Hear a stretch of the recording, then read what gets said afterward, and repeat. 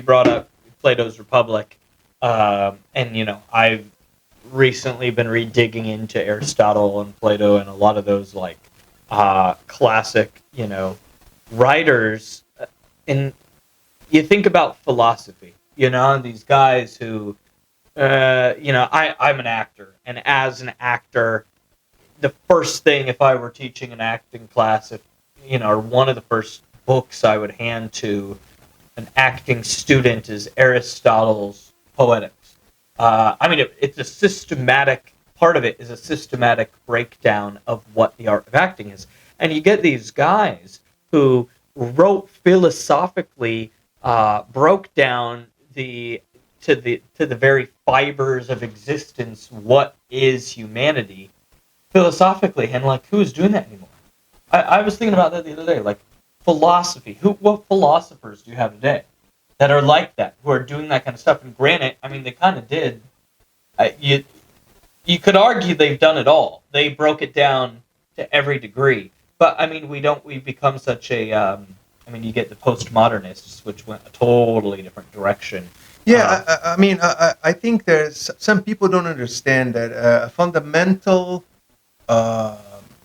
thing for the philosopher is to have something that is called in Italian a dolce far niente, which is the sweet doing nothing. You need contemplation, because what the philosophers used to do, they were looking for to understand everything, to understand the world. They would look at a tree for 10 hours, right? And they would try to understand the principles, try to see a bird, try to see this and that, but today with TikTok and how can you think and reach any interesting thing if you were just looking at people dancing to choreographies? Okay, I'm the old guy in this podcast here. I know it doesn't look but I'm 20 years older than him. I know I look the young one, but I'm not. So he is 30. I'm going to be 50. I'm 49. So we are from two different generations. Just a little pause here, because this podcast was born from our endless conversations. And we said, well, we are wasting money here because we can talk for hours. We have no script, nothing. We can talk for hours and hours and hours. You see that, right? And that's how we connected. And I have a great pleasure to have him here because he is a thespian. I'm also I'm used to be an actor. I like to act and direct. I'm classically trained since Brazil, so I have over 400 credits as a writer, director, producer, etc. And we have that in common.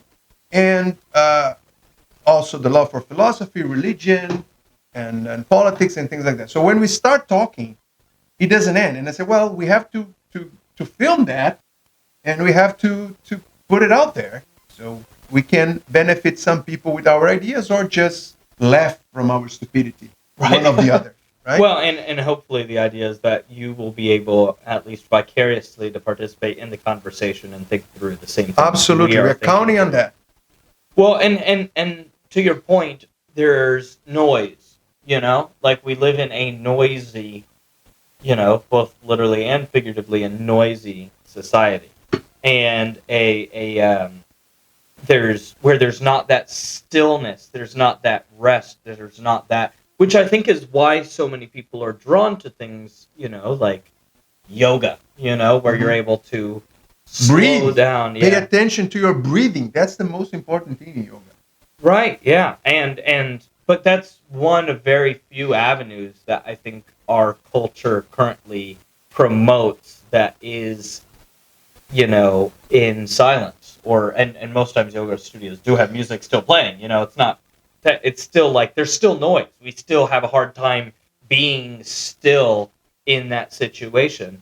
So I think we can, it's such an important characteristic for exactly that, contemplation, for thinking through what am I, where, and what's my purpose, what is the meaning of life, what makes me tick, how can I, and that's why you have so many people that go to therapy, right? Because they're just thinking through this stuff out loud in front of another, a sounding box in a sense. It is important to point that meditation, prayer, those are all scientifically proven methods that you can be happier. You can be less stressed. Mm-hmm. That's proven. That's not like prayer, regardless of your denomination, your religion, benefits. Meditation benefits everything that makes you to think and to try to connect with something bigger than you has health benefits proven by science. And so you have these, and you've got these people who, I mean, our society, our world is, especially in the United States, which is mostly my perspective, is, littered with people who have anxiety issues, who have depression issues, which all come from as a result of being in such a noisy society and amongst other things. And the solution that we've given is to medicate that. Oh, and God. this will upset many people. Yeah. But that's the solution. And if you have a problem, let's take an example like this. You've got a broken arm.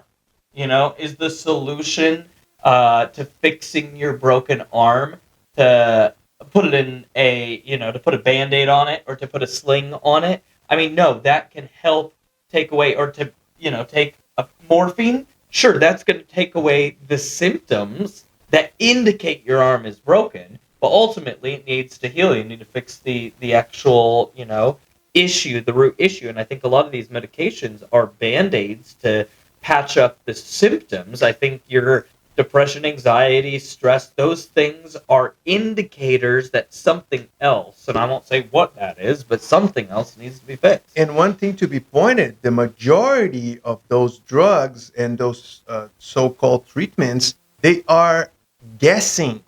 100%. They give you the drug and they kind of test in you, like, okay, let's give you a little bit more, a little bit less. Oh, you can't sleep, you feel like you want to kill someone. Oh, okay, let's take it a little bit, And I remember Seinfeld. Yeah. What kind of drug you want? Just calculate or kill me and take a little bit. Yeah, I mean, that's what people do. Wow. That's what they do, and that's why you have some crazy things going on in traffic. People they wake up one day, they get an assault rifle and they kill everyone, and people are trying to banish the guns instead of seeing the mental health of the people, which in my opinion is and we're going to go on that on the dating relationships area, sure, which is it's God, that's and Pandora's box. To quote my favorite movie, The Prestige, in fact, and to quote Nikolai Tesla from The Prestige, played by David Bowie, he says, exact science, Mr. Angier, is not an exact science, because that's the reality, so much of these things, and, we mentioned the other day, I believe it was you I was mentioning, how many years ago did Galileo get, put on house arrest for saying, the science that was contrary to the science of the day. And that's exactly how science is supposed to be. Yeah. Science is supposed to be something constantly evolving because, you discover different things every day. Yeah. So that's how science should be. Science shouldn't be something hermetically closed. Yeah. And there's people that know it all